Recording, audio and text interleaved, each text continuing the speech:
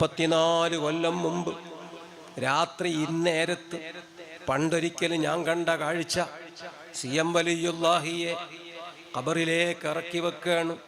ആര്? ശൈഖുനാ കാന്തപുരം ഉസ്താദ്.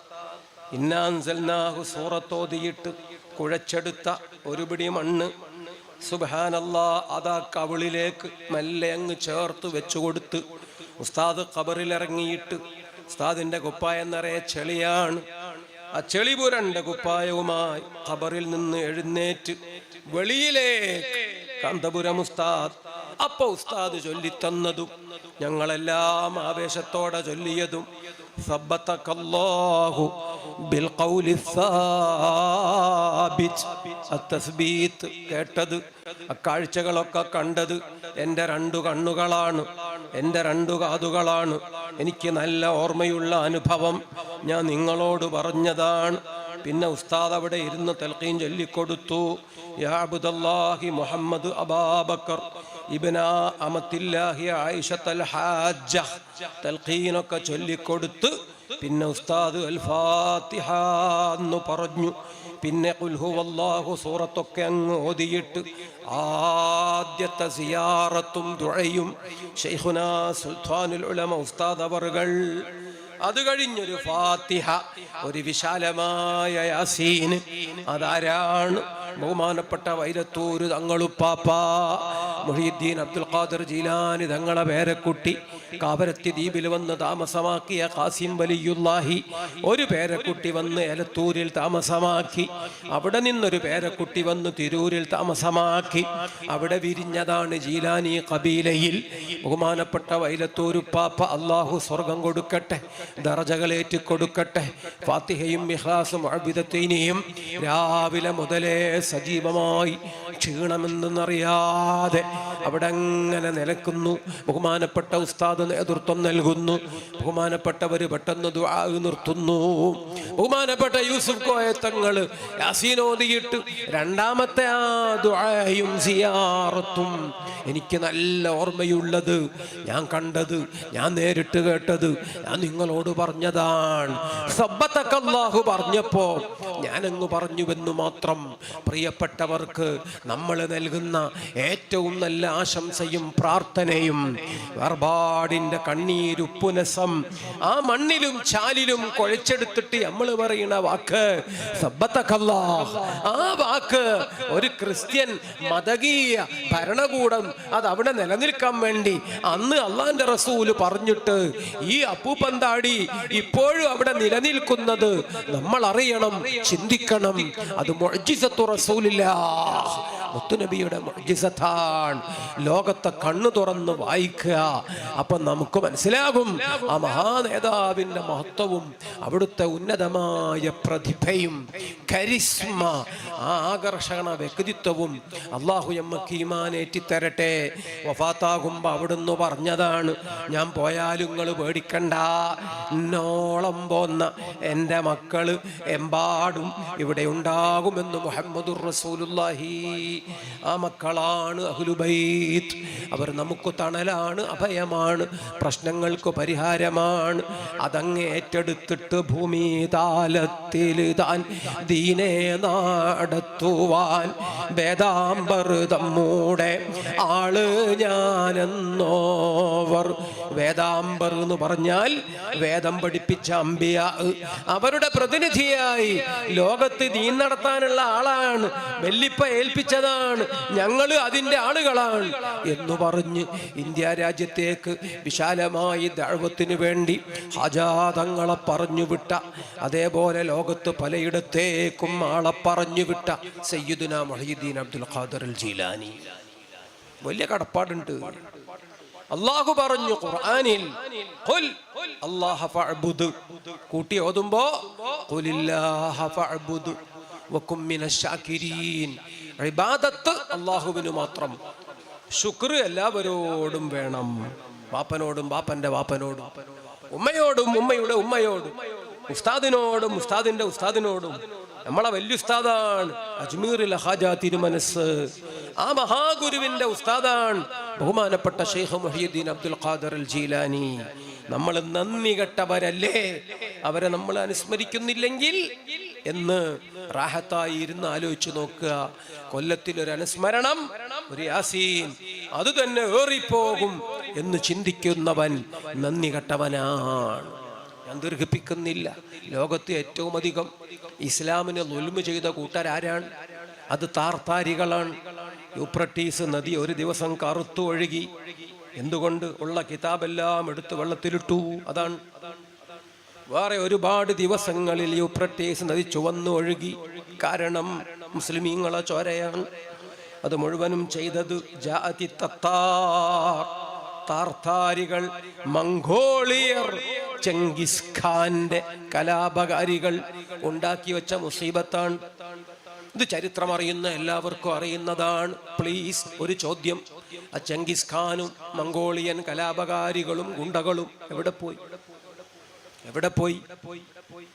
ഒരൊറ്റ ഒന്നിനെ കാണാനില്ല. എന്തുകൊണ്ട്? അവര് മുഴുവനും മുസ്ലിങ്ങളായി. ചെങ്കിസ് ഖാന്റെ പേരക്കുട്ടിയുടെ പേര് അസ്ലം ഖാൻ. അങ്ങനെ വന്നൊരു പേരക്കുട്ടി മുഗൾ ചക്രവർത്തി, സാക്ഷാൽ ബാബർ ചക്രവർത്തി, പിന്നെ അക്ബർ ചക്രവർത്തി.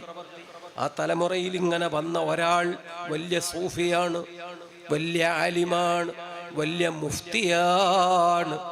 ആ മഹാന്റെ പേരാണ് ഔറംഗസീബ് ചക്രവർത്തി. ഇസ്ലാമിനെ മുഴുവനും നശിപ്പിക്കാൻ നടന്ന ഒരുത്തന്റെ മകനെ, പേരക്കുട്ടികളെ അല്ലാഹ് ഔലിയാക്കള് പിടികൂടി. അവർ ഹിദായത്ത് നൽകി, അവർ ദീനിൻ്റെതാക്കി മാറ്റിയെടുത്തു. ഈ വിപ്ലവത്തിന് നടുവിൽ നിൽക്കുന്ന മഹാപുരുഷൻ ബഹുമാനപ്പെട്ട അഹ്മദുൽ കബീർ റിഫാഈ ഖദ്ദസല്ലാഹു സിർറ. താർത്താരികളെ മുഴുവനും നന്നാക്കിയെടുത്തത് റിഫാഈ സാദാത്തുക്കളാണ്. അങ്ങനെ ആ തലതെറിച്ച കുടുംബത്തിൽ പിന്നെ വന്നവരാര്? മുഹമ്മദ് എന്ന് പേര് പറയണമെങ്കിൽ വുളൂവെടുക്കുന്നയാളാണ് ബഹുമാനപ്പെട്ട ഔറംഗസീബ് ചക്രവർത്തി. 50 കൊല്ലത്തിലേറെ ഇന്ത്യ ഭരിച്ചു. വിശാലമായ അത്രയും ഏരിയ വേറെ ആരും ഇന്ത്യയിൽ ഭരിച്ചിട്ടില്ല. അത്രയും കാലവും ഭരിച്ചിട്ടില്ല. ആ കാലഘട്ടങ്ങളിൽ സ്വന്തം കുടുംബത്തിന്റെ അന്നം തൊപ്പി തുന്നിയും ഖുർആൻ പകർത്തിയും. അതാണ് സൂഫി. അതൊരു മുഫ്തിയാണ്, ആലിമാണ്. അതേതോ ഒരു നാട്ടിലെ ഒരു കോന്തനല്ല. ശരിക്കും നമ്മൾ അറിയണം, ഹനഫി മദ്ഹബിലെ ലോകത്തെ ഏറ്റവും വലിയ ഫത്വ കൊടുക്കുന്ന കിതാബ് ഫതാവ അലങ്കീരിയാണ്. ആ ഫതാവ രചിച്ചത് ഔറംഗസീബ് വൈസ് പ്രസിഡന്റായ ഒരു സമസ്ത മുശാവറയാണ്. സമസ്ത എന്ന് ഞാൻ പറഞ്ഞത് സമസ്ത ഭാരത, അങ്ങനെ വെച്ചോളി. ഒരഖിലേന്ത്യാ മുശാവറയുടെ നേതൃത്വത്തിൽ ഉണ്ടായി വന്ന കിതാബാണ് ഫതാവ അലങ്കീരിയ. ശൈഖുനാ പൊന്മള ഉസ്താദ്, അല്ലാഹു ദീർഘായുസ്സും ആഫിയത്തും കൊടുക്കട്ടെ, ഫതാവ മുഹ്യിസുന്നഹ് ഉസ്താദ് അവരുടെ ഫത്വകളാണ്. ഫതാവ അലങ്കീരിയ, ഔറംഗസീബ് ആലംഗീർ ചക്രവർത്തിയുടെ ദീവാൻ മഹാനവർകളുടെ നേതൃത്വത്തിൽ ഉണ്ടായിരുന്ന ഒരു ഫത്വ സഭ. ആ സഭയുടെ കിതാബാണ് ഹനഫി മദ്ഹബിലെ ഏറ്റവും വലിയ കിതാബ്. ആ കിതാബ് രചിച്ചത്, ഒന്ന് ഔറംഗസീബ് കൂടിയിട്ടുണ്ട് ആ ചർച്ചയിൽ. 2 സദഖത്തുല്ലാഹിൽ ഖാഹിരി, കായൽ പട്ടണം ഖുതുബിയത്ത് ആ മഹത്തുക്കളുടേതാണ്. അത് പാള കിതാബാണ് എന്ന് തിരൂരങ്ങാടിയിലെ 4ാം ക്ലാസ് മുജാഹിദ് പറഞ്ഞാൽ നമുക്ക് സമ്മതിക്കാൻ കഴിയില്ല. ലോക മുസ്ലിമീങ്ങളെ ഇമാമിങ്ങളാണ് ഈ മഹാരഥന്മാർ. 500 കൊല്ലം മുമ്പ് ജീവിച്ച സദഖത്തുല്ലാഹിൽ ഖാഹിരി അന്നത്തെ ഹനഫി ലോകത്തിന്റെ ഏറ്റവും വലിയ മുഫ്തിയാണ്. ഈ മഹാന്മാരെ ഉണ്ടാക്കിയെടുത്തത് ആര്? ഔറംഗസീബ് ഏതു കുടുംബത്തിൽപ്പെട്ട ആളാണ്? മുഗളന്മാരാണ്. അവര് മംഗോളിയയിൽ നിന്ന് വന്നവരാണ്. ചെങ്കിസ് ഖാന്റെ പിന്മുറക്കാരാണ്. താർത്താരികളുടെ അവകാശികളാണ്. അവരെ ഇസ്ലാമിലേക്ക് കൊണ്ടുവന്ന് കോടിക്കണക്കിന് മുസ്ലിമീങ്ങൾ അതുവഴി ഇസ്ലാമിന് നേടിക്കൊടുത്തത്. അനേക ലക്ഷം താർത്താരി പടയാളി ഗുണ്ടകളെ പരിശുദ്ധ ഇസ്ലാമിലേക്ക് കൊണ്ടുവന്നത്. ആൾ ക്രെഡിറ്റ്സ് ഗോസ് ടു, എല്ലാ ക്രെഡിറ്റും പോകുന്നത് ഈ മഹത്തുക്കൾക്കാണെങ്കിൽ അവരെ പറ്റി മിണ്ടാതിരുന്നാൽ പറ്റുമോ? അവരെ പറ്റി പറയാതിരുന്നാൽ പറ്റുമോ? ലോകം ഈ കഥകൾ അറിയണം. പരിശുദ്ധ ഖുർആൻ പഠിപ്പിച്ചതാണ്. അല്ലാഹു സുബ്ഹാനഹു വ തആല ആ മഹാത്മാക്കളെ പറ്റി ധാരാളം പറയാനും കേൾക്കാനും പകർത്താനും പഠിക്കാനും പറഞ്ഞു കൊടുക്കാനും സ്മരണകൾ ജീവിതത്തിലൂടെ അനുസ്മരിച്ച് അനുസരിച്ച് അനുകരിച്ച് മുന്നോട്ട് പോകാനുള്ള തൗഫീഖ് നമുക്ക് നൽകട്ടെ എന്ന് പ്രാർത്ഥിച്ച് ഞാൻ എൻ്റെ വാക്കുകൾ അവസാനിപ്പിക്കുന്നു. മുഹയ്യിദ്ദീൻ അബ്ദുൽ ഖാദർ ജീലാനി തങ്ങളെ കാലം രണ്ടാമൻ ബഹുമാനപ്പെട്ട അഹ്മദുൽ കബീർ ദിഫാഇ, മൂന്നാമൻ ശൈഖ് അലി അൽ ഹീത്തി എന്ന പുണ്യപുരുഷൻ. ഞാൻ നിർത്തുന്നു. ആ മഹാനുഭാവൻ ഒരു വീട്ടിലേക്ക് കയറി ചെന്നു. മുറ്റത്തിങ്ങനെ നോക്കിയിട്ട് ഒരു കോഴിയെ ചൂണ്ടിക്കാണിച്ചിട്ട് പറഞ്ഞു, ഇക്കോഴിയെ ഇപ്പൊ പിടിച്ചിട്ട് അറുത്തിട്ട് പൊരിച്ചു തരണം. ആ വീട്ടുകാര് ചോദിച്ച്, വേറെ ഏതെങ്കിലും? ഇക്കോഴി തന്നെ വേണം. ആ വീട്ടിലേതോ കൊച്ചുകുട്ടിയോ മറ്റോ വലിയ താല്പര്യത്തോടെ എന്റേത് എന്നോ മറ്റോ പറഞ്ഞു പോറ്റിന കോഴിയാ. അതുകൊണ്ട് ഉസ്താദിന് ഇക്കോഴിയെ തന്നെ കൊടുക്കാൻ അവർക്ക് മടിയുണ്ട്. പക്ഷെ മൂപ്പരി വിസമ്മതിച്ചു. ഞാൻ നോക്കി നിൽക്കും, എനിക്ക് ഇക്കോഴിനെ തന്നെ ഇപ്പൊ പിടിച്ച് അറുത്തിട്ട് പൊരിച്ചു തരണം. ഷാഠ്യം പോലെ ബഹുമാനപ്പെട്ടവര് പറഞ്ഞപ്പോൾ അലിയുൽ ഹീത്തി റളിയല്ലാഹു അൻഹുവിന്റെ കൺമുന്നിൽ ആ കോഴിയെ തന്നെ ഓടിച്ചു പിടിച്ചു. അതിനെ അറുത്തു, അതിനെ തോല് പൊളിച്ചു. എന്നിട്ട് ബാക്കി ഭാഗം ഇങ്ങനെ മൂപ്പര കണ്ണില്, അയ്യോ മൊയ്ലിയാര് മാറുന്നില്ലല്ലോ. നോക്കി നിൽക്കവേ ആ കോഴിയെ പൊളിച്ചപ്പോൾ ആ കോഴിയുടെ ഉള്ളിൽ നിന്ന് വലിയൊരു സ്വർണമാല. ബഹുമാനപ്പെട്ടവര് ഉടനെ ചാടി ആ സ്വർണമാല കയ്യിൽ പിടിച്ചിട്ട് കറഞ്ഞു. കണ്ടോ, ഈ സ്വർണമാല ഈ വീട്ടിൽ നിന്ന് കാണാതായതാണ്. അത് തെരഞ്ഞു നടന്നിട്ട് കിട്ടിയിട്ടില്ല. അത് ഈ വീട്ടിലുള്ള പാവപ്പെട്ട വൃദ്ധയായ, കാലങ്ങളോളം ഈ വീട്ടിൽ നിങ്ങൾക്ക് ഹിദ്മത്തെടുത്ത ആ സാധു തള്ള, അതവര് മോഷ്ടിച്ചതാണെന്ന് എടാ എടാ എടാ നിങ്ങളൊക്കെ പറഞ്ഞു നടന്നില്ലേ? ഇത് കിട്ടണം എന്ന് കരുതി ആ പാവം തള്ളയെ പിടിച്ച് തല്ലിച്ചതച്ചില്ലേ? ആ തള്ള കയ്യും കാലും കെട്ടിയ രൂപത്തിൽ ഇപ്പോഴും ഈ വീട്ടിന്റെ അകത്ത് ഇല്ലേ? കുറച്ചുകൂടി കഴിഞ്ഞാൽ കസ്റ്റഡിയിലെടുത്ത് ക്വസ്റ്റ്യൻ ചെയ്യുന്നത് നിങ്ങൾ തുടരുകയില്ലേ? ഞാനൊരു കാര്യം പറയാം. ആ പെണ്ണിനെ തല്ലിയിട്ട് ഇനി എന്തെങ്കിലും ആ പെണ്ണിന് പറ്റിപ്പോയാൽ, ആ പെണ്ണ് ജീവ് പോയാല് ഇപ്പൊരേലുള്ള സകലതിനെയും നരകത്തിന്റെ അടിയിന്ന് മാന്തണ്ടി വരും. അത് പേടിച്ചിട്ട് വന്നതാണു ഞാൻ.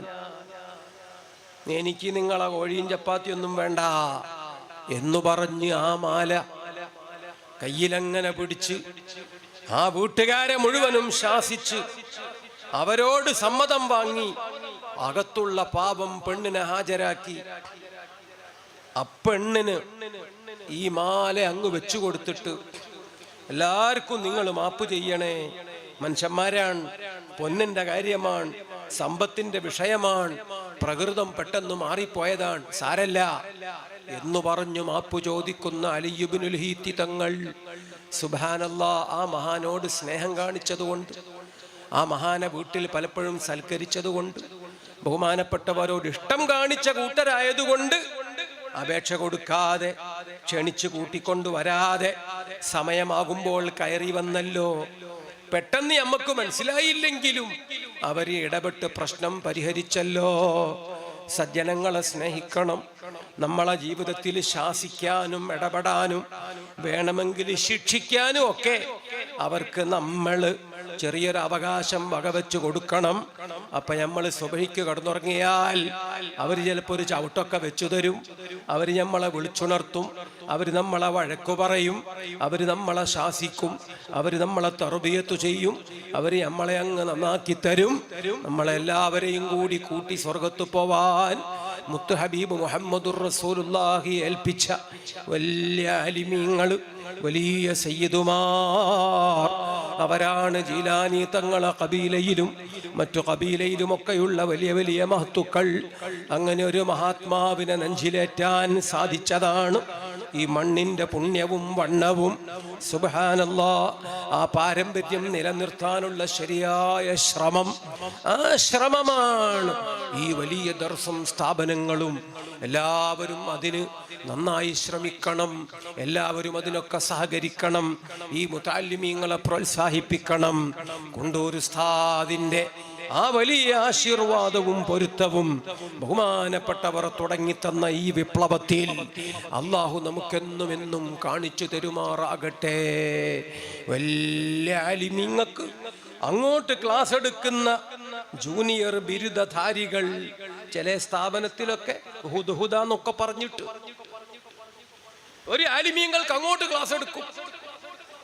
വഹാബിയ്യത്തിൽ എന്താ അപകടം? അതിലൊന്നും അപകടമല്ല, അപകടമുള്ളത് എന്നൊക്കെ പറഞ്ഞിട്ട് അവര് രാഷ്ട്രീയത്തിലേക്കോ ദുനിയാവിലെവിടെയും ക്ലച്ച് പിടിക്കാത്ത ഏതോതോ ചിന്താധാരകളിലേക്കോ ഒക്കെ ചൂണ്ടിക്കാണിച്ചിട്ട് സുബ്ഹാനല്ലാഹ് അമ്പുറന്തങ്ങളെ പാരമ്പര്യം അഹ്ലുസുന്നത്തി വൽ ജമാഅത്താണ്. സുന്നത്തി ജമാഅത്തിന് മൂല്യം കാണാത്ത ജീവികൾക്ക് ഇച്ചോറും ഈ അന്നവും ഹറാമാണ്.